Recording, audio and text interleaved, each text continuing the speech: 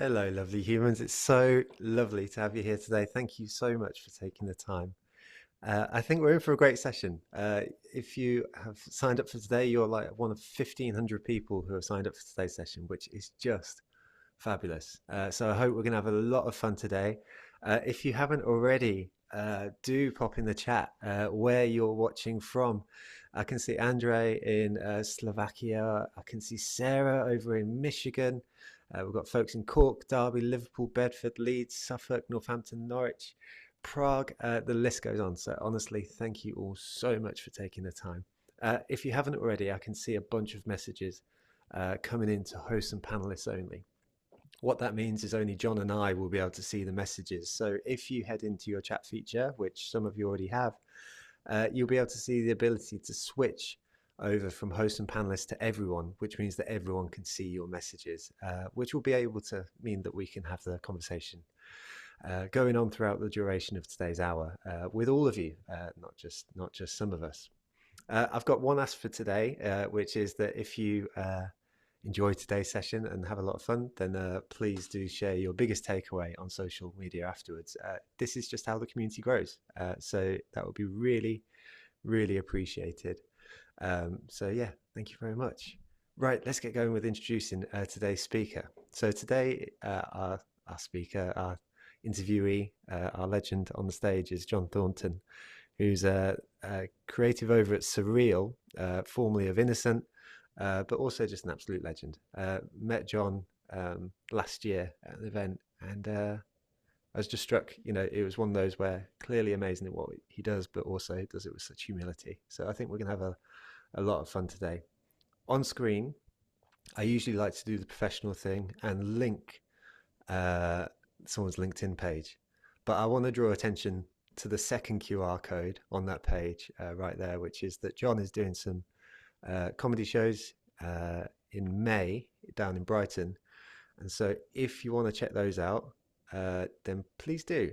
It'd be lovely to support our speakers in a different way to usual and have some fun in the process.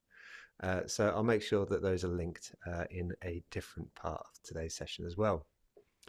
Before we get going with today's session, it's for me to say a big thank you to our sponsors. And this week's featured sponsor is a company called Planable. Now, Planable are our go-to social media scheduling tool. There are, of course, many, but Planable is the one that we have found to be the most reliable, and their team is just lovely. Next week, they're releasing a new feature into Planable, which will enable you to respond to all of your social comments all in one place. So this is one of the most requested features that they've had, and I'm sure that anyone who manages social media will know the pain of having to go to the different platforms. So now Planable will enable you to do that. We've got Kiara in the chat saying, "Love the hat, Joe. Is that a pigeon?" Yes, it is. The pigeon says "homie" on it. And I've only just realised that John does bird comedy, and I've got a bird on my head. So there we go. The loops are brilliant. Also, a big thank you to Sticky Beak, Cambridge Marketing College, Redgate, and Frontify. Without all of these companies, we wouldn't be able to bring these sessions to you. With all of that said, now's the time to get going into today's session. We've got Felicity in the chat saying, "Bird comedy, sign me up." What we So love to see. it's quite something. I've seen the clips. So John, we did a session last year with some incredible copywriters, and the first question to them was, "What's your favorite piece of copywriting?" And so I wanted to ask you the same because I think it's a nice, optimistic way to start the session. Yeah, so I don't think I can pick just one, but I'll go with, I think I've got three. So one would be, so there's two adverts. One, do you remember the old John Smith's adverts with Peter Kay where he just boots the football Yeah. as far as possible and just says, "Have it." Uh, that was iconic. That was quoted in the playground for years. Uh, Similarly, I think some of my favorite adverts were by the Natural Confectionery Company. And they had one in particular. They were all sort of, they weren't even stop motion. They were just like fixed shots of the sweets talking. I think they had Matt Berry on the voiceover, and there was one where they were just shouting, "Bring on the trumpets, bring on the trumpets," and it was just very silly. But also I'm quite jealous because they managed to just have their product in front and center the whole time. And then finally, a bit of a naughty one. Don't know how it'd go down in 2025. Um, Okay, I'm but worried now. it was for it was for a gym, and it said it was just like some random independent gym, and the sign said, "Tired of being fat and ugly, just be ugly." Not quite the most body positive thing, but Yeah. in its defense, at least it was sort of poking fun at itself and its customers. Like you don't normally see them still calling their customers ugly, so got some respect for that. Nice. I think we're getting a vibe for a feeling for the vibe. And so like I'd love to just keep diving into that a little bit more because like on the surface of them, um, they're brilliant in their own ways. But like, what is it that like appeals to you about those ads in particular, or those pieces of copywriting in particular? Because like, I mean, have it as an example with the John Smiths. Like, it's so simple, but like, what is it about those ads that particularly gets you? Yeah, I guess at the time, like when I was got eight or whatever, didn't even know what John Smith properly was. It was just how funny it was. I suppose now if I put a more of a like marketing lens on it, it's like it's not taking itself very seriously. It's not showing itself as like, luxurious and all the kind of uh, clean and all this stuff. It's just sort of kind of taking the piss. And like I guess it also in a way of similar to the Bring on the Trumpets, where they're not banging on about all their like whatever their selling points are. Hmm. And you sort of I think you don't feel like you're being advertised to, you feel like you're being entertained. Hmm. It's probably that's probably what I like, and I think that's what a lot of the work I've done tries to do. Where yeah, you probably do have a marketing message snuck in somewhere, but you want people to almost like not mind that it's an advert and just like be able to enjoy it regardless. Hmm. I love that. I mean, you kind of preempted one of my questions for later. So there will be, by the way, so down below there's a Q and A feature, folks. So for anyone watching in, you can submit questions into today's session using the Q&A feature, and we will get to those. But the point that you just made there, John, about um, there being a message and a point to it really comes through with the surreal stuff. So I guess first of all, it'll be useful because I would guess most people on this call would have seen your work at Surreal, but not everyone. And so, like, could you just give it like a 30-second on Surreal and how you try to approach writing and creating with Surreal? Yeah, sure. So Surreal we started about 3 years ago. We're a cereal company. We do high protein, low sugar cereal. So yeah, it's a startup cereal company, and I guess we try and sound like a startup. And sort of, someone once described our tone of voice as sounding like the Innocent Smoothies copywriter had given up, which is pretty much spot on because I did used to be an Innocent Smoothies copywriter, and I have basically given up.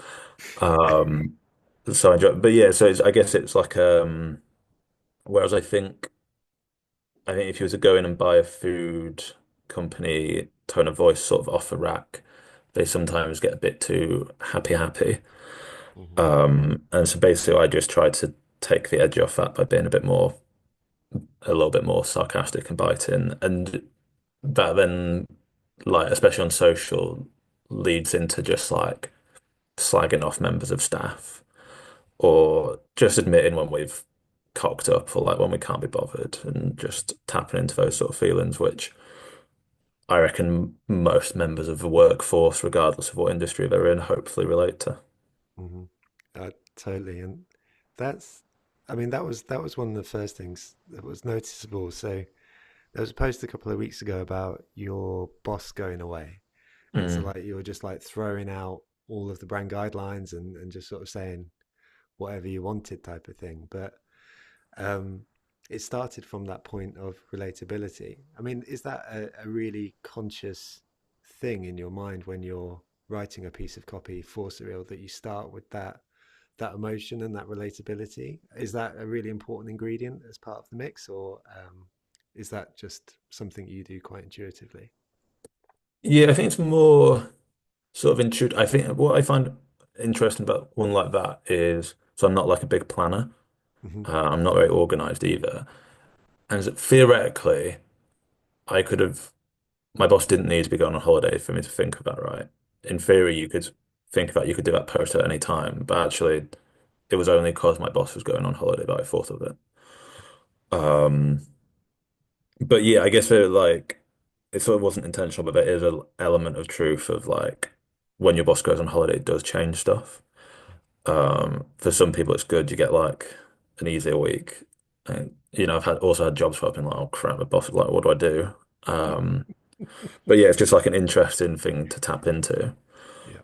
And it doesn't take very long. It didn't take very long to put together. It was one of those annoying ones, to be honest, where you kind of you crap it out and it does really well, and then you're like, well, I know the next thing I'm going to do is something I'm going to work really hard on. It's not going to do half as well as this kind of Yeah. five minute job.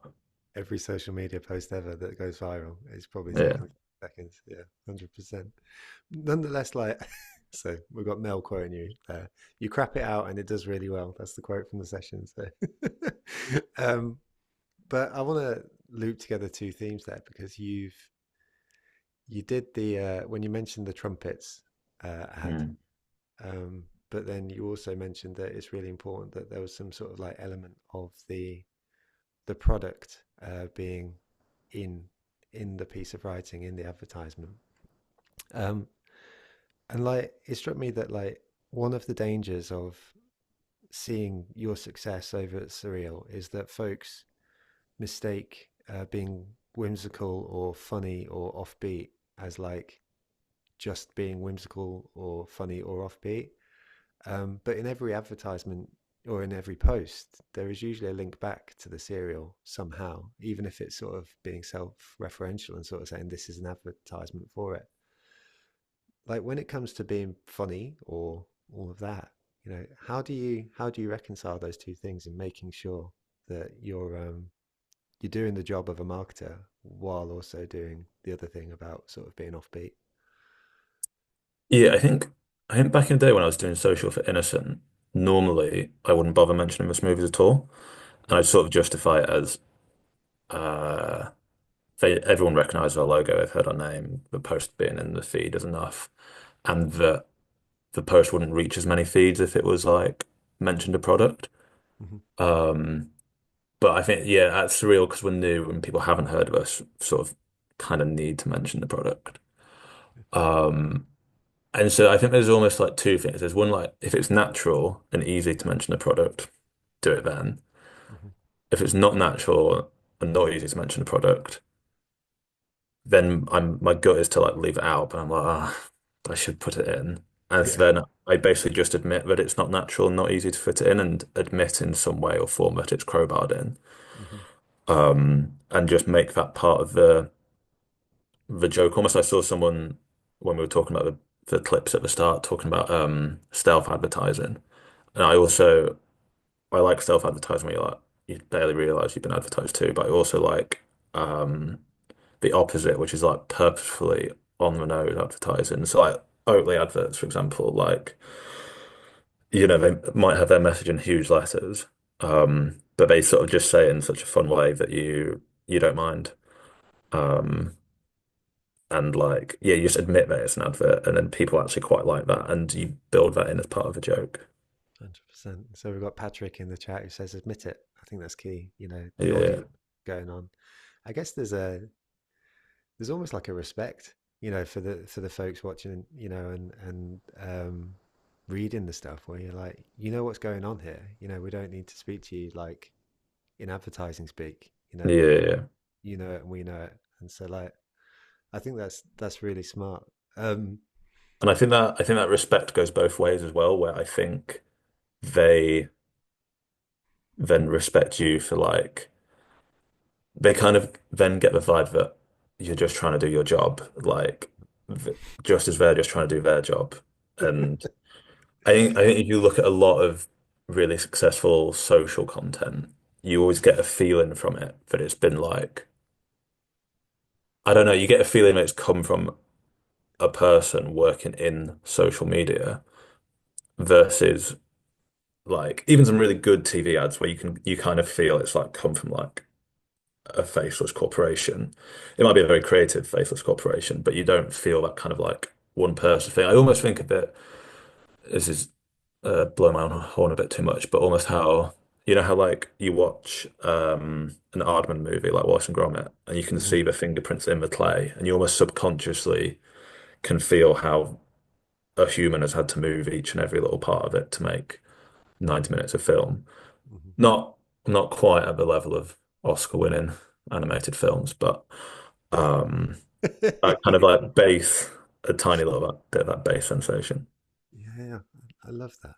Um, and like, there's some examples coming in here with like, I guess, yeah, it's interesting. So this, someone said here, a bit like employee generated content, but without the face behind it. And like, I guess that's, if we're putting a marketing term on it, it's a really interesting spin actually on it to sort of say, yes, it's employee generated, and yes, someone's doing their job, but then also, um, yeah, like that there's someone real there writing that stuff. We can Yeah. imagine.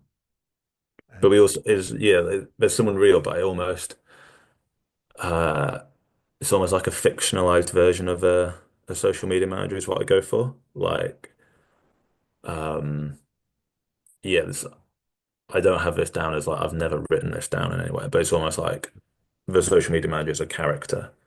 mhm. Um and yeah, just sort of playing it like that. I mean you can tap into like for instance, there's a typo in pretty much every post I do. And you can just tap into like that frustration of and things like that. Yeah, I love that. But it strikes me that whether it's writing down the character or writing down, I don't know. I don't know whether this were, a series of things such as, when you're saying I get a typo in almost every post, being aware of those self-referential things is so uh, interesting. And we've got Matt here saying a persona for the social media character is a tool I've used before. Um, we've also got Kate who's popped into the chat. So in the first 13 minutes of us chatting, John, we've also had 19 open questions for you. So there's a bunch to be thrown your way. Um, but one of the questions that come here from Kate is, have you ever worked in B2B? And how do you find the line of humor, as I feel it's more accepted in a B2C scenario, is what Kate's saying here. And I guess the wider question is like, is this stuff that you do available to everyone? Because like, in a sense, people speak to examples like Monzo, they speak to you guys, they speak to Ryanair and Duolingo, and they sort of put you up as examples of brands which do these things. Um, do you think it is available to everyone, or is it something else? I think it's available to, at least theoretically available to most, if not all people. So yeah, I think the B2B thing, it's almost like in the football where they're like, oh, can you do it on a wet Yes. evening in Stoke? Yeah, yeah, Um, yeah. but I think you definitely can find examples of um drier industries, drier companies, including B2B. So there's one, I think they're called Lucid Software.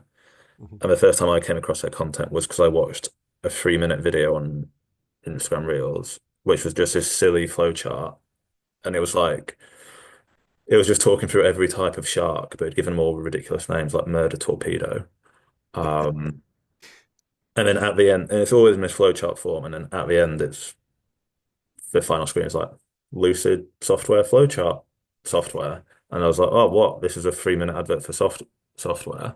But they were just like using it in a fun way, which would appeal. I think what they did really well there was they weren't going after whatever IT person needs to sort flowchart software. They were just going for mass appeal.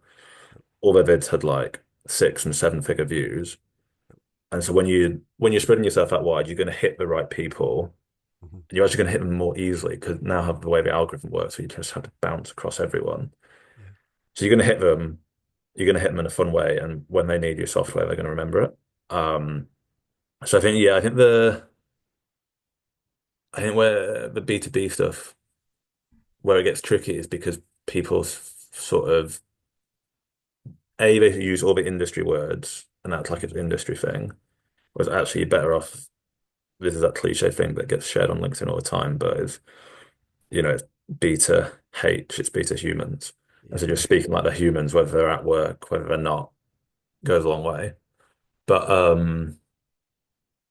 not being like not trying to just get leads and convert all the time, which is I think sometimes what B2B stuff slips into. And like bad performing B2C stuff also slips into it. Yeah. Whereas when you actually are treating organic social as like a long-term brand building, awareness building, Hmm. and trust that by doing that, you'll be in people's heads when they actually need you, Yeah. is like I think that's a um better strategy. I agree. I agree. Well, not everyone is going to be buying cereal every day, or Yeah. with this. So you have to be doing these things. Um, I've been asking questions in the kind of higgledy-piggledy fashion because it's kind of where it's led us. But I'd love to get some advice from you on pre-prepared questions before heading into the Q&A because I Hmm. think some brilliant stuff in there.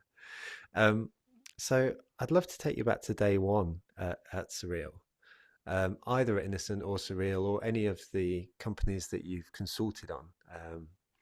And whether neither have like a background in your tone of voice necessarily. So, how do you start to convince the powers that be that this is the direction that they should be taking? Because, like, the stuff that you do is pretty unique. Um, but like, how do you start to say, okay, so what we need to do is we need to start posting slideshows on LinkedIn, sort of in a character voice, in that way. What was that conversation like? So, I mean, at Innocent, they were already kind of like super established. They already had their tone of voice. Hmm. They'd already, probably 10 years before I joined, had really clever people like my old boss, Helena, Hmm. who'd found ways to bring a tone of voice to life on social. And then I guess at Surreal, it was kind of, I suppose the conversations were like my interview challenge was basically around like, how could you get us attention? And so I came up with just ideas around that. So they were kind of already open to it. I think they knew that to stand out, you have to be quite like, you kind of have to go for it. Yeah. And also that standing out just kind of seemed to fit for cereal. Like, kind of what we've said is like, when you were a kid, cereal used to be fun. All these cartoon characters, free toys, CDs, etc. And then kind of the fun goes out of cereal as you grow up and you get the kind of cardboard ones. Um, and so it was kind of about like cereal's allowed to be fun, like Mhm. so we can be fun. So that was kind of they were pretty on board with that already. In my interview task, I made sure to push things about as far as I could to like sense check everyone's on board.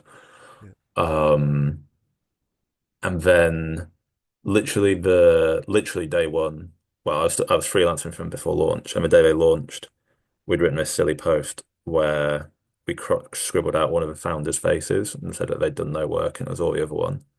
And that posted super well. Yeah. Um, and so it was literally day one, we had a post do a million views. And so then I think everyone was bought in that this was the way to go. Nice. But it's interesting even to hear you say that the brief was attention.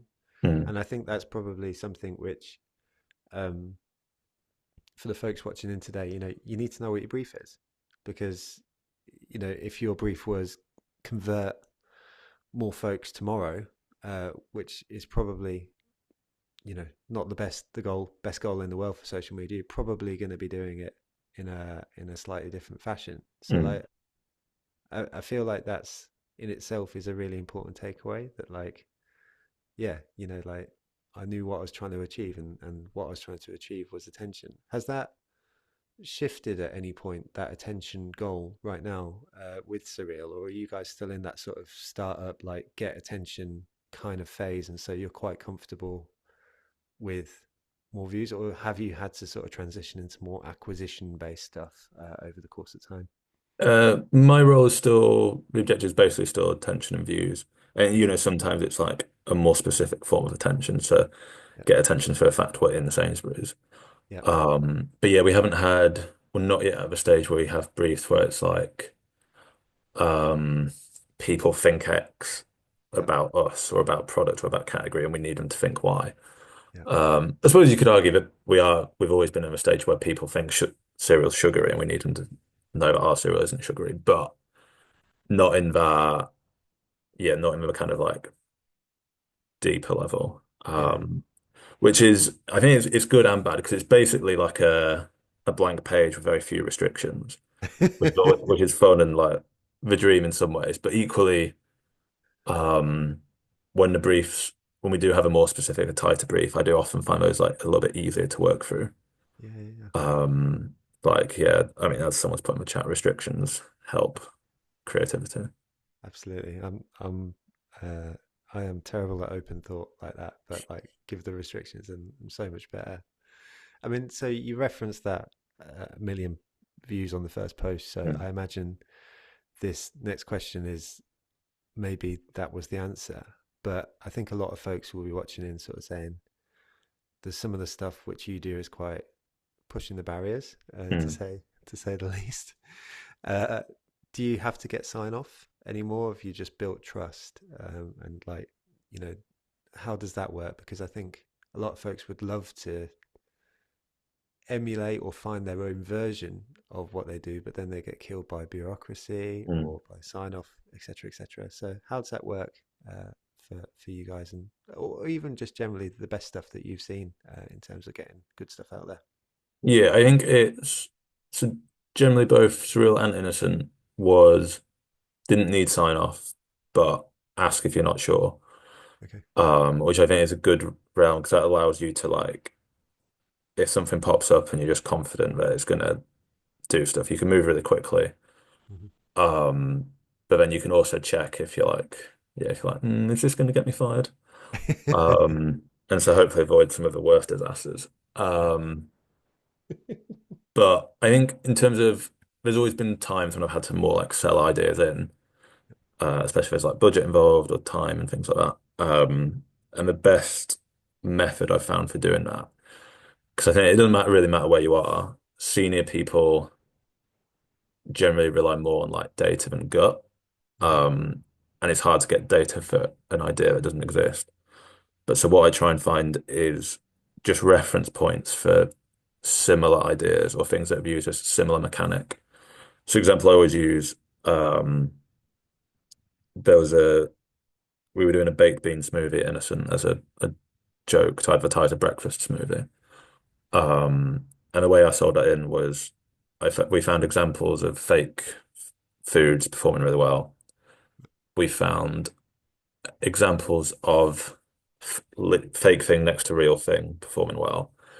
And I found examples of disgusting baked bean things working really well. So it was like a Facebook group when I was a kid, which was like beans in places beans shouldn't be. So I had that in there.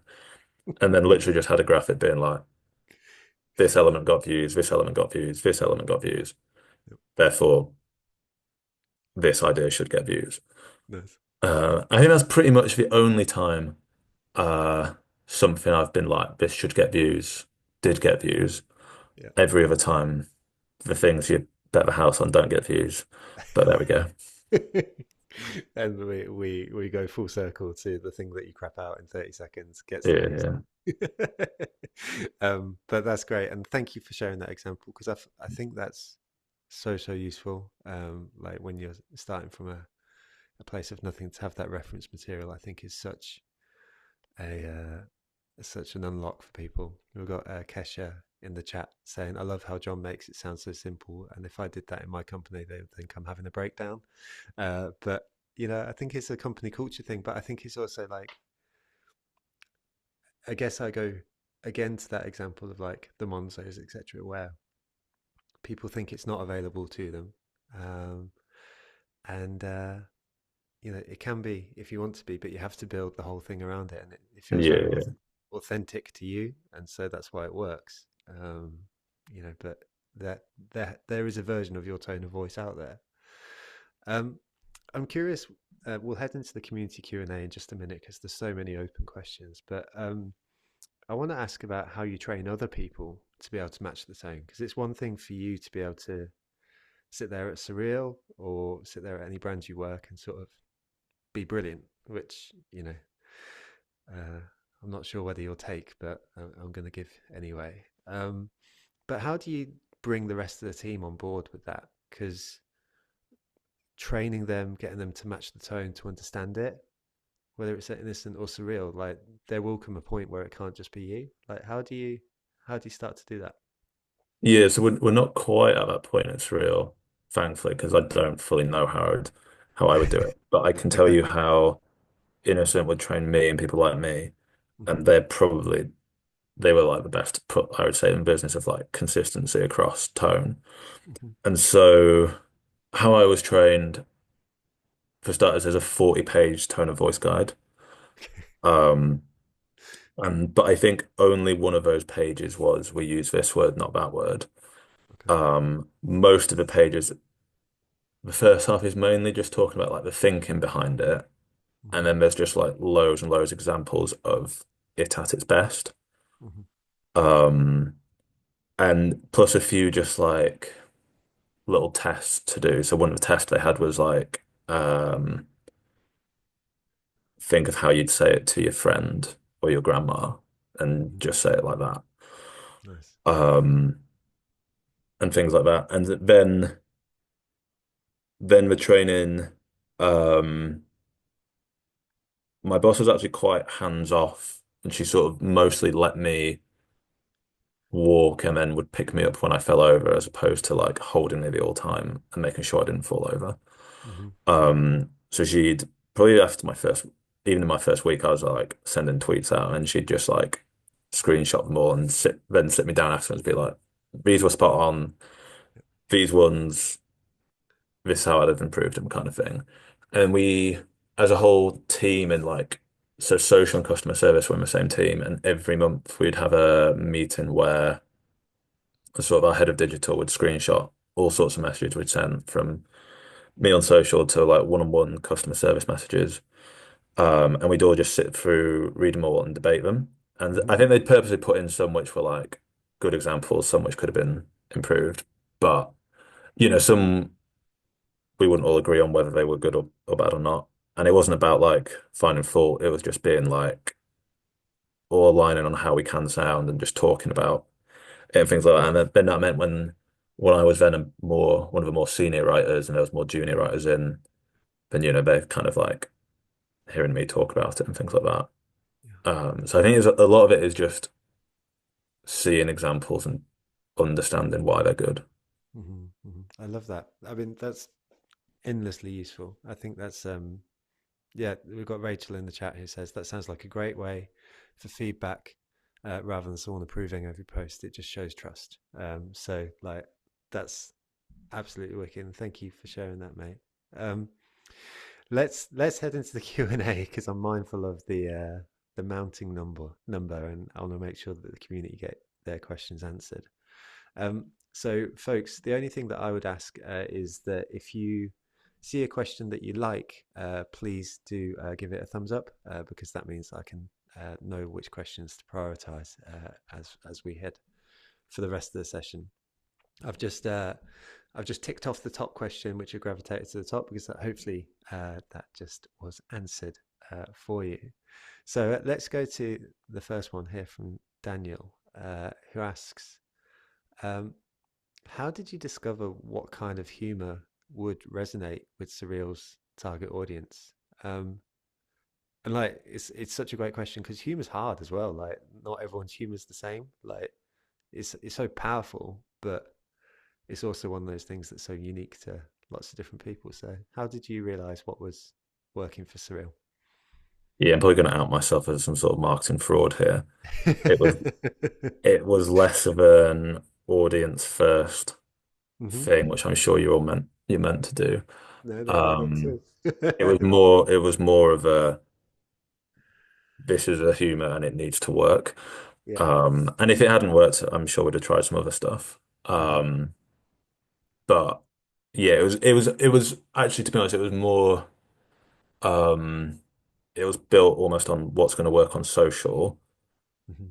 versus what's necessarily going to connect to a specific person, and then trust, like what I was saying with the flowchart software, trust that you cast your net wide enough, the right people will be in that net.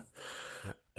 I think my justification for that would be when I was at Innocent, you could tell that our Facebook audience, our Twitter audience, and our Instagram audience were all pretty different. Age range is quite different, but we could put out the same piece of content on all three and it'd perform on all three. If it was like the best content would perform on all three, no bother, Mhm. um, with no real edits or changes. And so it's kind of like, okay, if it's good enough, it'll like enough people will like it. Nice. And like, I wanted to ask that actually. So, do you keep exactly the same copy across Instagram and LinkedIn these days with Surreal? Is that still the same approach? A lot of the time, sometimes, same back in the day, like you might have to edit per platform, but more from like a point of view of a format and medium. So the old method I'd have Innocent was tweet something. If it's performing well enough, stick it on Facebook. But because Facebook, you don't have that word count, you can add more words. So like we do like these silly little lists on Twitter and then turn them into really long lists on Facebook. And then for Instagram, it'd just be like, okay, how can we make it visual? And back then we were obsessed with appearing natural. So we'd never just screenshot a graphic. I think now we probably would because I think we've slowly realized no one thought that deep other than us. Um, and then at LinkedIn, at Surreal, it's basically the same where yeah, most of our best performing LinkedIn posts are also our best performing Instagram posts. Sometimes um, Instagram carousels used to be capped at 10 pages, and a surreal carousel can, for some reason, be about 40 pages. So there might have to be some quite heavy editing on some of those, but they've now upped it to 20. So um, It's there's kind of now wicked. there's less of that editing. Um, and sometimes on like LinkedIn, I'll make it like I'll put in a few more businessy bits because I've just seen that they help things perform, and Yeah. then like tone them down for Instagram. But the majority is similar. Yeah. Well, the idea stays I the same. I saw someone in the comments saying I couldn't read their full thing, but they said how most marketers say to tweak and tailor per platform. I reckon for some brands there probably is advantages to that, especially if you're following. I don't know if you have data, you have the same followers on each. You might not want them seeing the same, but then a lot of people don't see it whatever you post anyway. So, um, and what was my other point? Oh yeah, it's just easier to not tweak and tailor. It's just a lot more work if you're coming up with a new post to each channel each day. That's a lot more work than doing one post. Um, Okay, very good. Yeah, well, it's a it's strong mostly advantage. most of my stuff boils down to laziness. I love it, mate. As a approach, fabulous. Let's take the next one from an anonymous attendee. So they've asked you for your top tips for a copy on a website to stand out. In this case, for a small non-profit or charity who aren't selling anything. Um, you can either answer that very specifically or just more broadly on just like top tips for copy on a website to help folks stand out. Um, so websites I've done loads of, but the I think the rules for good writing are kind of they normally apply to anywhere. So Mhm.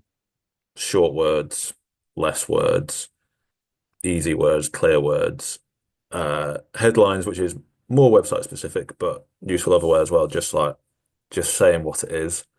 Mhm. I think not a non-profit example, but I find agency websites sometimes so confusing. Like I still don't really understand what all these different types of like when they describe themselves as a full 360 agency or this agency or that agency.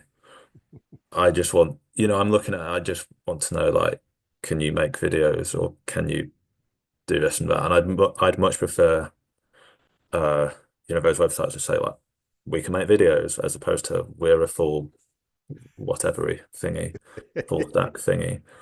Yeah. Um See even like the non-profits or the charities, like just being really clear and Mhm. saying this is what we do. And I think websites especially it's choosing when to give more detail and not having to give all the detail at once.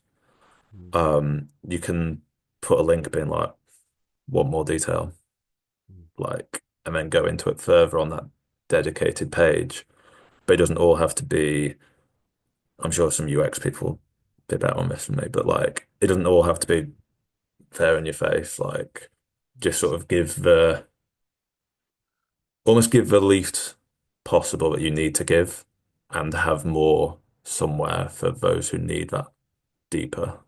Yeah, that's wicked. That works perfect. And like, I think it's such a hard balance to strike between trying to say too much, uh, or, not saying anything at all sometimes, and as someone who used to work on an agency website, um, we did use the word revolutionizing, and I have regrets. So, but like I think that's it's really solid advice to sort of bring it back to the bare minimum. I liked your piece of advice earlier as well. Is would you say this to your grandma? And Yeah. like you absolutely wouldn't say a 360 whatever. You'd say we Yeah. No, I also wouldn't say it to my mates. Like no no no they would be like, what the hell are you talking about? And they're like closer to your target audience. 100%. Well, I mean, it depends what you're selling.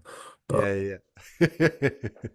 I'm now getting um, rubbish from the community saying I should have regrets from Patrick. Patrick specifically, not the whole community.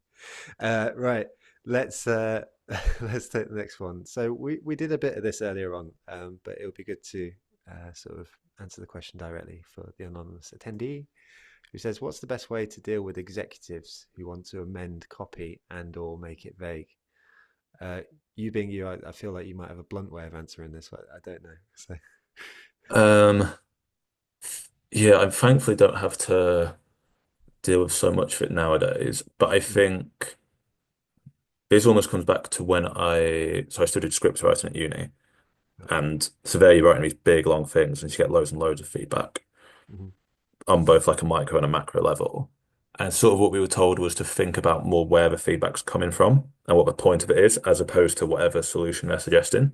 So if you don't like their solution, if you don't like what this executive is saying they want it to say, like, figure out why they want it to be there yeah, and kind of like take it back to the what's their actual problem and then try and think of a solution to that problem, but which still fits what you're trying to do. yeah. So, can I think of an example?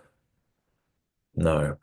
Um, Well, first off, but if you are trying to think of an example, like I think that's such a solid and empathetic way of thinking. To be fair, like I think sometimes my first job, I remember getting like my old boss doing the proverbial red pen through my copy and taking it quite personally. But actually, just as a a starting place to sort of say where's this coming from, I think is a really nice way of thinking. So like, thank you oh yeah, for it doesn't come from a place of empathy at all. It comes from right, mate. what do I have to do to make them fucking happy? Um, and I also find sometimes if you really don't want to do it, secretly doing it but actually taking the piss out of it is quite a good technique. Um, there was once at Innocent where we'd launched some new drink which was part juice. I can't remember if it was mineral water or natural water or spring water, but whichever one it was, I got wrong in the copy. I mean, I got quite a sniffy message from the brand manager being like, "Oh, it's mineral water, not spring water." I'm like, no one knows the fucking difference. But so then we did a post the next day, like apologizing for getting the two confused and being like, God, what sort of an idiot would get those confused? And that posted like way better than the original because it's so much sillier. And the brand manager was like really happy. It's like, oh, thanks, like those numbers are great and stuff. And like internally, like, yeah, I was taking the piss out of you there. No, but I mean, I guess that again comes down to the idea of having a clear idea what the goal is, and Yeah, so in the first instance, it was like in the surreal example, it's awareness, and so if it's doing well, then I guess your bosses are quite happy for you to be yeah, rubbing out their faces on images and stuff like yeah. that. And suddenly going back to the sort of exact example, if the objective is to like communicate one important thing, Mhm. adding in with sort of four or five other messages they want to put in is going to like bog it down and weigh it down. I Yeah, almost think of, yeah, messages as like weight that you add into something that you're trying to throw, and you can basically afford one weight on there, and any more just weighs it down too much and limits how far it's going to go, especially on social where it is now like increasingly about if it's not being read and shared and liked, it's not going to spread. Love that. That's a great. I love that way of thinking. That's really, really cool. Thank you for sharing that. Nice. Um, let's go to the next question. I'm not asking a bunch of follow-ups, not because I'm not interested. I feel like I could ask you questions all day following the threads, but there's so many open questions that I want to make sure that the community's heard. So the next question comes from John, who says, where is the start point for the tone of voice? Is it the brand strategy or personality? And you've previously said, you've been quite self-depreciating, I think, but also I imagine there's a lot of authenticity in it, which is, it starts with you and you had that success with that first post, so it kind of proved the point. Yeah. But um, if you're either stepping out your own shoes or just thinking about the starting place for tone of voice, where would it generally start for you in your mind? My, again, probably not the way you meant to do it, but Hmm. it'll normally start from like just one good headline about, okay, this actually sounds like interesting and punchy. And then just writing like a little bit more in that style. And so it's almost an actual tone of voice guide. The few times I've had to do them, they're almost me reverse engineering the actual words as opposed to probably the way the experts do it, which is coming up with the sort of things they want the audience to know and feel and whatnot, and then building up the words from there. I think yeah, I cheat and do it backwards and just get words I like the sound of, and then figure out how to explain what those words are. And then you have to retrofit the justification as well, right? And be like, oh yeah, we're making it sound no bullshit because there's also no bullshit in our product and whatever. And then just put the word human in because everyone needs that in their tone of voice. That's fabulous. Well, I think it's genuinely so. I've been listening to the Mark Ritson mini MBA again, and he was speaking about market research in a particular module, and he was speaking about the different ways you can go about market research, and you could do surveys, you could do focus groups, etc., etc. But at the end of the module, he starts speaking about something called reverse market research, which is where you literally write the deck. You write the deck that you want to present to the board at the end of the thing, and then you kind of do some market research, which provides the answers that you're looking. So the deck, and then you do the thing that you need to do. So in a sense, I think what you've There we what go. you've I'm basically Mark Ritson. exactly, that's what I'm trying to say, John.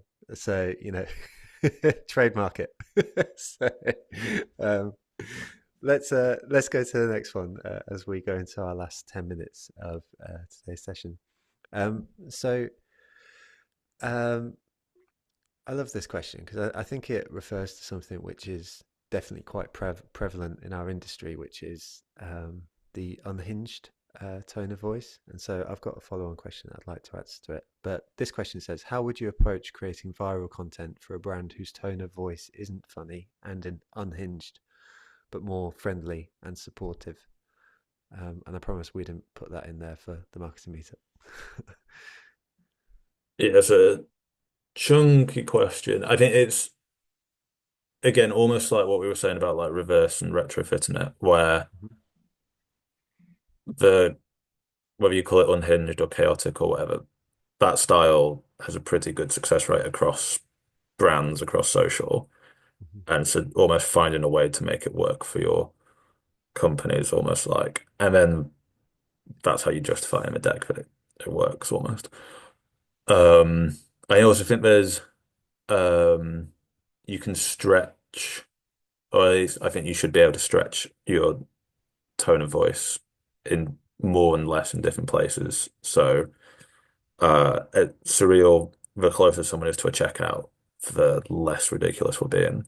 Whether that's a digital checkout on the website, like on the credit card page, I could think of loads of silly things to write on the credit card page. I think they would impact conversion, and that page is about conversion. Like leave that to the paid guy, Yeah. who actually gets the big numbers. Um, and then, but it's like similarly in store, it's going to be much more like on the nose and like straighter. But you see like all the big fast food brands who have big social pages, McDonald's, Greg's,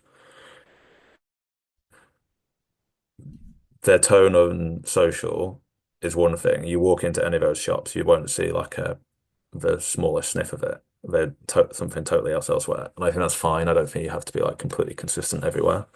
Mhm. Um, and but then yeah, going to the actual question about the nice and the viral. I mean, it's not just like I'm not sure if anyone even knows what viral means.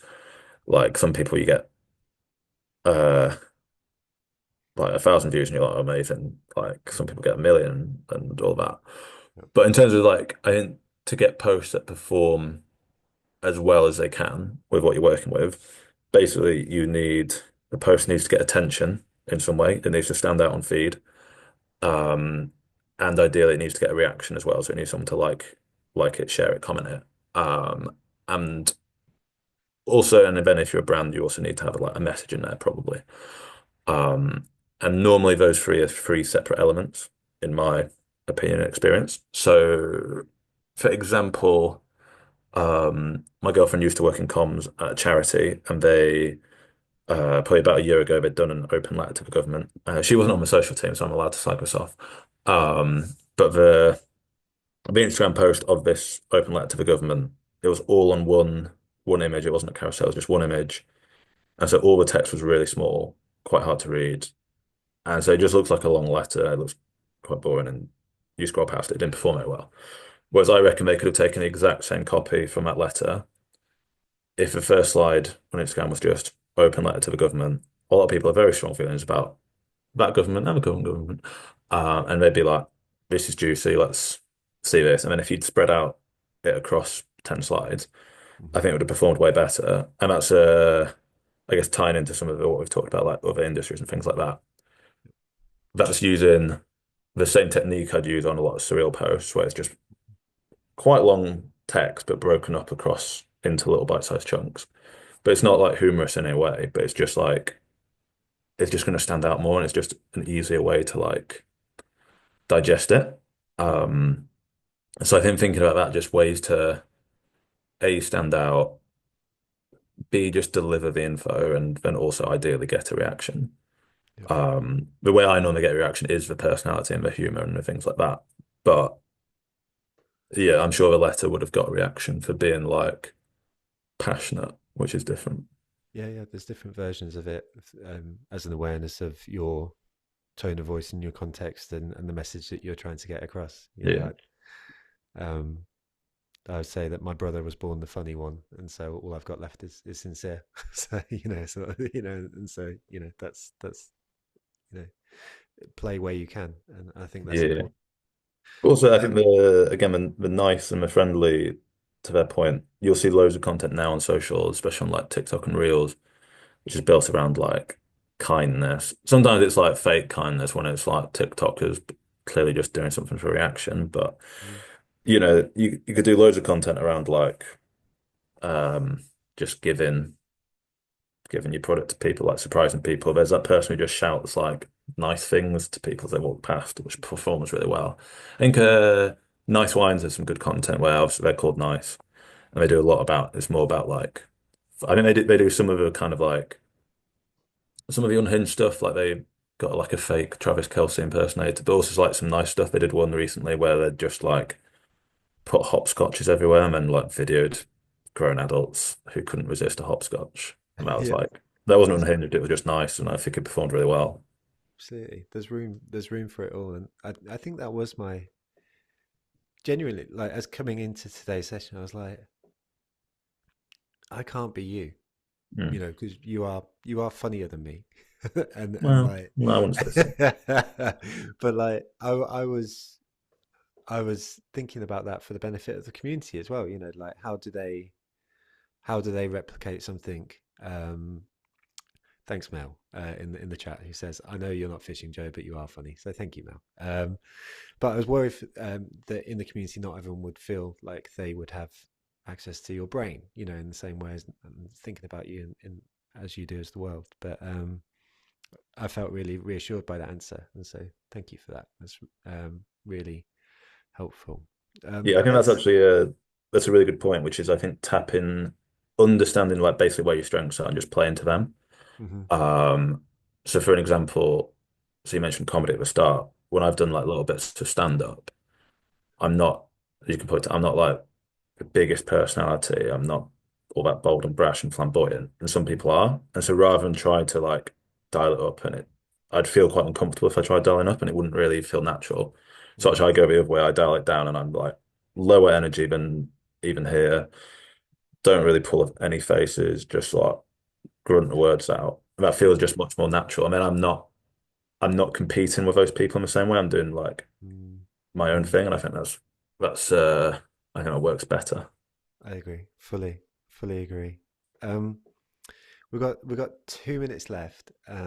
So I'm going to squeeze this one last question in, and while I'm doing that, I'm gonna pop up John's comedy show again, just and his LinkedIn, Legend. but also the show on the QR code on the right hand side there. So you have it. So Ben, for the last question of today's session, asks. In an ever popular world of AI written copy, what's your thoughts on AI at the moment in terms of I don't give a fuck about AI. fabulous? I mean, I'm sure it's going to do some very clever stuff, but all the people who are losing their nut over it are the same people who got excited about NFTs and the metaverse. So, like, look, a stop clock is right twice a day. Maybe they will be right, but Yep. uh, I think almost like I read someone much cleverer than me being like AI is just taking like the average. It takes the average of everything, and so when it puts the average out, and so yeah, if they're just doing average, that's fine. There's still room for further of us trying to do different to that, and just like yeah, I guess a lot of what I try and do, even before the robots really existed, was trying to do stuff that the robots wouldn't think of. Hmm. And so if you just keep trying to do that, I think it'll be all right. No, Also, is half of this stuff AI? Like that little paperclip was suggesting how to write a CV or whatever it was like 20 years ago. I don't think they're just taking old software and putting AI on it. it's so true. That's perfect, mate. What a way to finish the session. Clippy for justice for Clippy is heading into the chat right now. So um, that's wicked, mate. You've been brilliant. Thank you for just giving us an insight into your world and into your approach. I think a lot of folks watching in today will be fans of what you do as much as they are interested in how you do it. So thank you very much. And there was some absolute gold amongst there as well. So it's really appreciated. Oh, thanks a lot, mate. I mean, I've done plenty of webinars and stuff, but not everyone has like chats popping off like this and stuff. So I think it's credit to you for the great job you do. Thank you. It's always a team effort, truly. So we're very lucky. So appreciate you, John. And just a last shout out, because genuinely we wouldn't be able to bring these sessions to you if it wasn't for our sponsors. So like I know at the beginning we spoke about being on the nose and referencing it. So sometimes the sponsor stuff can feel a little bit forced, but it just isn't. So like if you could take the time to check out Plannable, head to the QR code, see what's going on with Plannable, and being able to comment on and react to all the stuff on social media from one place. Please do take the time to check them out. And also a big thank you to Sticky Beat, Cambridge Writer College, Redgate, and Frontify. As I say, without them, we wouldn't be able to do this. John, you're a hero. Everyone in the community, thank you so much for bringing your questions and all the good vibes. And yeah, we'll hopefully see you next week. So see you next Tuesday, everyone. Uh, Damn Nice. it, you're doing the vibes. Right, cheers. Take care, everyone. Thanks, everyone. Cheers.